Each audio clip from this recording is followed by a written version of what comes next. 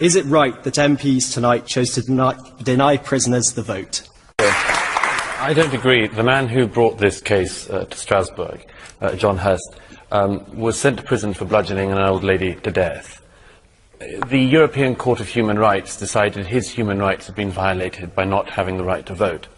I think he violated every imaginable right of the woman who he bludgeoned to death and still isn't sorry for. I think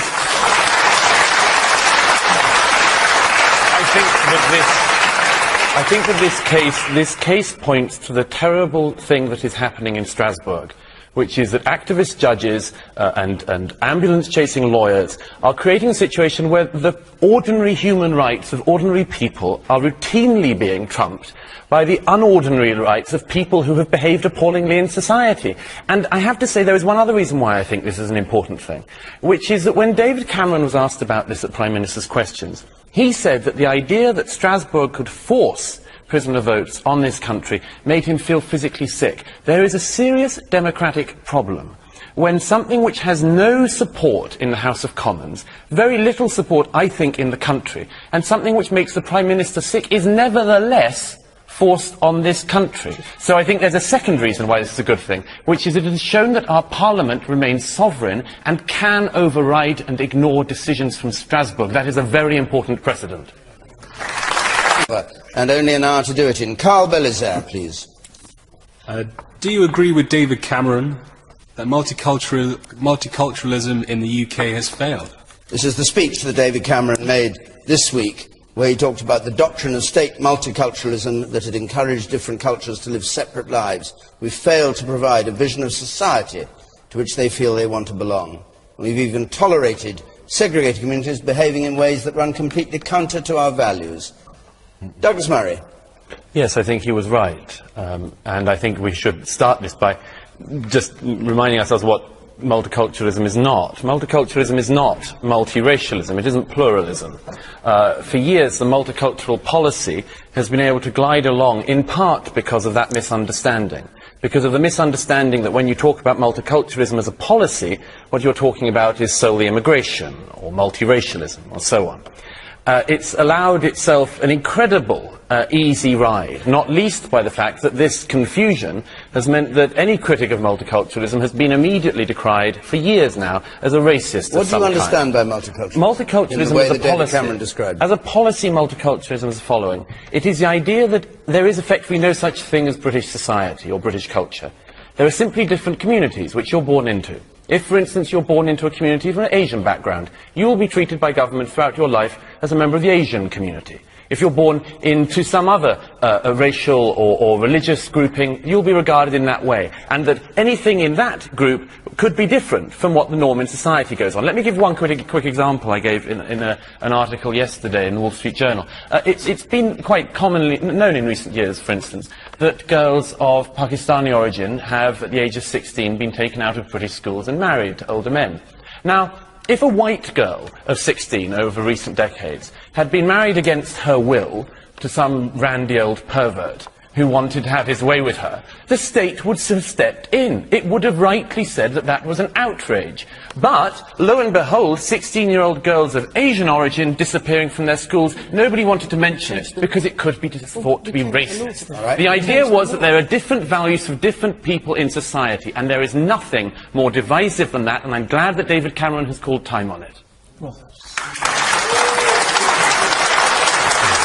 Hassan, different values for different people in society. Well, and it's time to in answer to the question, I think he's wrong. I don't agree with Douglas's definition at all. I believe I'm a product of multiculturalism, not just multiracialism. My father came to this country in 1966. He used to write lots of letters to newspapers with his views on the stories of the day, and he used to get dog litter through his letterbox in response. That 45 years later, in my view, 45 years later, his son can sit here on Question Time with David Dimbleby and a Conservative minister and say that I'm a proud Briton and a proud Asian and a proud Muslim, I think is a testimony to the success of multiculturalism in this country, which is definitely not far too easy. And just on Douglas's point, on Douglas's point about anyone who goes against multiculturalism is regarded as a racist, A, that's not true, but B, let's look at the reaction to David Cameron's speech. Nick Griffin said it was a provocative speech. When Nick Griffin says your speech is provocative, you know you're in trouble. The daughter of the leader of the French National Front, Jean-Marie Le Pen, said she wanted to congratulate David Cameron on his speech, and the leader of the EDL in Luton said he's saying what we're saying, he knows what his base is saying. So when I hear reactions like that, I do worry about such speech. Well, what do you think he was getting at? What was he trying to say? Do you think he was speaking in a way that he intended to appeal? I think he did, and it's sad because, look, I'm quite critical of David Cameron, but in 2007 he wrote an article in The Observer in which he said we can't bully people into Britishness, we have to inspire them, integration is a two-way street, it's not just about immigrant communities, it's about all of us, and that David Cameron disappeared. 4 years later he turns up in Munich, of all places, to tell us that we need this muscular liberalism and to talk like Douglas about forced marriages. Sorry, how many people have forced marriages in this country? And show me which cultural group defends forced marriages and which government defends forced marriages. I've yet to come across a single one. I've been very lucky. I've lived and worked all over the world, and Britain is by far the most tolerant society I've ever come across. However, what I'm concerned about is that I think Douglas was right. What seems to happen is when something is said, there are minority groups of growing vocal ability who will find offence in whatever you say and find a channel to get that offence shouted about. And that, I think, is part of the problem we've got now. But the bottom line is we are an incredibly tolerant society, and we should be very, very proud of that. Jackie Smith. Douglas Murray, do you want to come back on what Mehdi Hassan said? Well, look, I mean, both of the sort of left-wing people on the panel tonight, Mehdi and Jackie Smith, if you can still call Labour members left-wing, but both of them have done the same thing the left always does on this. You try to have a discussion about the failure of multiculturalism, and you have the BNP thrown in by Mehdi.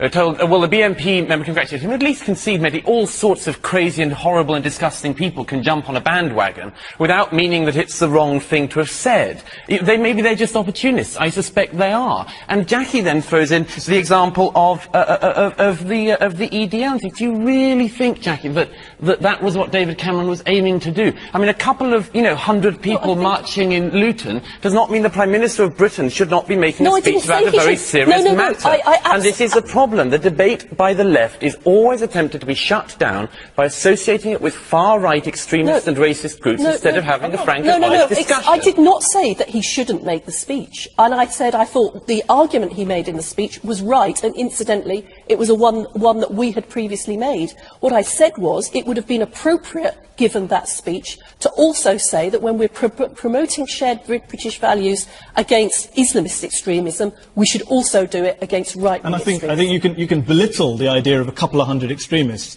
but if you put yourself in the shoes of a British Muslim in Luton or in other cities where the EDL have marched who live in fear of those groups, then I think they have a right for their Prime Minister not to go abroad to Germany and send them lectures from there on who isn't and isn't an extremist. Take a couple of points from our audience, and then we'll go on to another question. The gentleman there, you say. And you, sir. I mean, I agree with the gentleman who just said that Britain is a very tolerant society. Yes, it is very true. It's a very, very tolerant society. Sadly, the tolerance of this country has been abused by certain religious groups. And I completely agree with Douglas Murray when he said that Mr. Cameron has done the right thing. And I hope Mr. Cameron means business. Now, Mr. Cameron was making the speech in the context of terrorism. And what he was trying to convey a message was how we target terrorism. Unfortunately, this country in the last 15 years has not addressed the root cause of terrorism. The root cause of terrorism is bad teaching in religious schools. And that has to be addressed fundamentally. Rubbish. You're saying rubbish. Rubbish. I mean, very briefly, we didn't get into this, but one of my other objections to David Cameron's speech is the idea, you want to give a speech on multiculturalism, give a speech on multiculturalism. You want to give a speech on counter-terrorism, give a speech on counter-terrorism. Don't pretend they're one and the same thing. Don't offend our intelligence. Terrorism is not a cultural problem. Terrorism is a political problem. No, and it's a religious problem as well. And it's a religious problem. In your view, Douglas. No, in the view of a lot of people, including the people who carry out acts of terror, who say they do it in the name of religion. They also say they do it because of foreign policy, and you always ignore that bit, don't you, Douglas? No, I don't. When they say they do it because of Iraq, at least listen to the reason they say they do. Agreed. So why didn't he talk about foreign policy in his speech? I'm willing to talk about foreign policy, as would David Cameron be. Good. But you cannot keep on pretending that there is no religious component to the terrorism, because there is. I thought you said it was cultural. No, wait a minute. Culture and religion. Stick with religion. You're saying there is no religious component. I'm saying there is a religious component. I'm saying it's not a cultural component. The people who blew themselves up on the London Underground were not people who couldn't speak English or didn't go to secular schools. That's the tragedy of it. Well, then don't say it's a cultural problem. No, but you're don't pretend that forced marriage. Because maybe you're doing what you're doing is that you are Don't speak at once. Nobody can hear. So let's have a little bit of order, shall we? Let's have a question, please, from Gemma Perlin. Could the introduction of democracy to Egypt have the effect of destabilising the Middle East and lead to a string of anti-Western extremist Arab states in the region? The first thing is that to get back to the question, I mean, the issue of democracy across the region. Some of us have been arguing for many years that Arab states, Muslim majority countries, have the same desire for democracy as the rest of the world. You used to hear people say about the Eastern Bloc, the Eastern Europeans can't cope with democracy. Lo and behold, they could. You used to hear it said about South America, the same thing. South Americans somehow can't cope with democracy. Lo and behold, they could. And the same thing is becoming clear across the Arab and Muslim world. The Lebanese Druze leader, Walid Jumblat, said that the sight in 2005 of Iraqis going to the polls for the first time would have in time a seismic effect in the region, because people would not see their neighbours going to vote and not want that themselves. Now, this is coming sometime after most of us expected it, but there are obviously problems, and it's naive to walk into this and ignore some of the problems within Egypt. Do you see Mubarak, as Mehdi Hassan said, as our person, the West's person in Egypt? No. Or do you think we should have... I think it's equally patronising to the people of Egypt to assume they have had no role in their own country.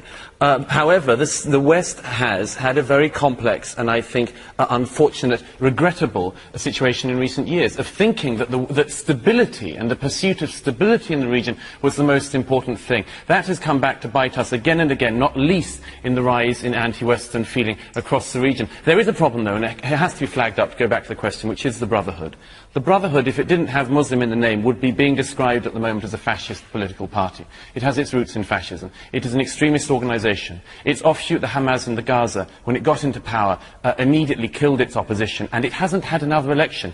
It was just another one announced, July the 9th this year. There was meant to be another election in the Palestinian areas. The Hamas have said no. They are a one-vote, once political party, and we can't be so naive to think we can't... No. They cannot be so naive as to think that the Brotherhood, if they came to power in Egypt, will be anything other than a disaster for the region. Well, do we have the right to intervene to prevent it? No. Let me clarify this. So the following. It is very unwise for leaders like William Hague, David Cameron and Barack Obama to be saying who they would like to run Egypt. It's a choice for the Egyptian people, and they should remain silent. But that does not mean that behind the scenes and elsewhere you cannot say that the government, whatever it is that comes in Egypt, has to abide by, among other things, international norms, peace treaties, including the Treaty of Peace that has kept peace between Egypt and Israel for 3 decades now. And this is a very, very important thing, because if the Brotherhood comes in and says, as their leaders have said in recent days, that they will immediately block the Suez Canal and start a war with Israel, then we are collectively going to be, and the Middle East is going to be, in serious trouble. How can you order a new government to abide by a treaty made by Mubarak? Well, in the following way, between Egypt and Israel. When you say you don't want intervention, in the following way, by saying that by using soft power, by encouraging the country to go in a certain way, by making it clear that for Egypt to become a normalised country, it has to have a normal government. None up there and in the check shirt, the blue check shirt. It's somebody with a striped shirt. Doesn't matter. Yeah, I think the big difference between Eastern Europe and the Middle East is Islam. And some would say that Islam is not compatible with democracy. Okay. And tell that to the Indonesians. Yeah. Indonesia is the largest Muslim country in the world and is a democracy. So. The woman up there on the left there. Yes. I find what Douglas Murray is saying objectionable. He's saying in public, oh, the leaders, we mustn't say who should be in power in Egypt, but actually you're advocating behind-the-scenes action and covert action to influence it. And you also seem to me... In particular has been taking in a lot of immigrants and refugees. And I don't know if you can answer this, but like, why do you think Sweden is taking in more immigrants than like Norway and Denmark? Like the other two countries, like the latter two, they've tried to cap it, because they don't want to like disrupt their population, whatever. But Sweden continues to take it in, even though there's a lot of people on the right side, a lot of nationalists, not even nationalists, just people in general just don't want to take any more immigrants. Why do you think that is? Yeah, I spent quite a lot of time in Sweden for this book and for some years, and as in the rest of Scandinavia, and there's a very, very interesting set of reasons. The specific reasons for why Sweden has been the only country other than Germany to take in this percentage of refugees is all sorts of things. But one, I think, is the self-image of the country. I thought when I first started going to Sweden that Sweden didn't suffer as much from the guilt thing as the rest of Europe. And then I realized it's a very subtle form of it that actually has been growing since you go away from the war, as Swedes have become more aware of what they didn't do and what they did, which I think they're going through a very interesting rethinking of what actually happened in those years that they don't feel good about. And that's one reason why they carry the guilt. As for the comparison with the other countries nearby, it's a fascinating question. I have one main thought on it. Denmark is one of the countries that got what I describe as an early warning siren going off. Because in 2005, when one very small Danish paper ran a set of cartoons of Mohammed, the whole world went nuts, and embassies were burned, and none was killed in Africa, and there was, demonstrations on the streets of London with people waving placards outside the embassy saying, "Behead the people who offend Islam." It went all around the world, and the Danish government at the time, I think, learnt a lot from it. And I think that the Danish people learned a lot from it. And I once spoke to a Danish politician some years ago, but some years after the crisis, the cartoon crisis. I always say you've got to say the cartoon crisis with a straight face. It's talks about the mad, strange era we're in. But I spoke to a Danish politician who said to me, "I don't want any more immigrants in the country now." And I said to them, "Well, that seems an excessively bald cut-off." And they said to me, "Look, we've done polling on it, and the polls all show that 90% of Muslims in Denmark think that the Danish papers don't have the right to publish cartoons of Muhammad or ever blaspheme Islam." This MP said to me, "Look, I don't want to do it, because for every 10 people we bring in, 9 of them will stifle our right to free speech more, and so we don't want it." And I thought that, look, you can agree or disagree with that, but it's a plausible viewpoint. I think that Denmark, for that reason, saw what was happening in 2015 and dodged the whole thing. And it dodged it, by the way, in a very interesting and unpleasant way. At one point during this book, I spoke to a French official, and I said, "How come you dodged a lot of the 2015 thing?" And this French official said to me, "There's some advantages to being regarded as a racist country."